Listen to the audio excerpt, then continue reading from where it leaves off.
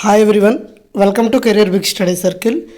ఎన్నో రోజులుగా ఎదురు చూస్తున్న ఏపీ కానిస్టేబుల్ ఈవెంట్స్ ఎప్పుడని మనం ఎదురు చూసాం. ఈరోజు సుప్రీంకోర్టులో హీరింగ్ జరిగింది.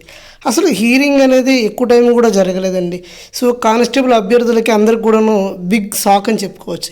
ఎందుకు అంటే ఇప్పటికే మనకి కానిస్టేబుల్ నోటిఫికేషన్ రిలీజ్ అయ్యి నియర్లీ 1 year కంప్లీట్ అయిపోయింది.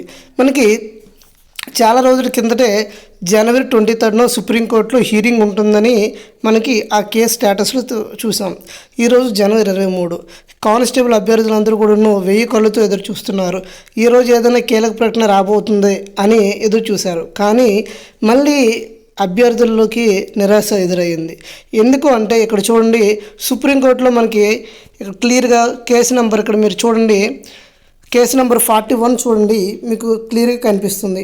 The state of Andhra Pradesh PS Kumar Raj తర్వాత ఓవర్ లిస్ట్ ఆఫ్టర్ 3 weeks. అంటే మనకి ఇక్కడ నుండి మళ్ళీ 3 weeks వెయిట్ చేయాలి. చూడండి, మనకి ఇంక ఇప్పటికీ Jan 23, ఇంకా 3 weeks అంటే ఏదో చూడాలి. అంటే మరి ఎప్పుడు జరుగుతుందో, మళ్ళీ ఎప్పుడు క్లారిటీ వస్తుందో తెలియట్లేదు. కానిస్టేబుల్ అభ్యర్థులందరూ కూడా అయోమయంలో ఉన్నారు. సో దయించి ఎవరైతే కానిస్టేబుల్ ప్రిపేర్ అవుతున్నారో వాళ్ళు మరొక అవకాశం, మనకి రైల్వేలో కూడా రీసెంట్గా ఆర్పిఎఫ్ నోటిఫికేషన్ గురించి ఒక నోటీస్ అయితే రావడం జరిగింది. 2250 పోస్టులు.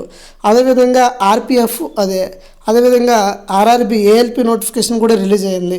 సో మీరు ఒక్క కానిస్టేబుల్కే స్టిక్ అవ్వకుండా వేరియస్ ఎగ్జామ్స్ ప్రిపేర్ అవుతూ ఈ కానిస్టేబుల్ని మీరు చదువుతూ ఉండండి. ఎందుకు అంటే మనకి ఇప్పుడు లిస్ట్ ఆఫ్టర్ 3 weeks అంటే మనం Jan 23 ఉన్నాం. 3 weeks అంటే మళ్ళీ ఫిబ్రవరి 2nd week అనుకుంటా.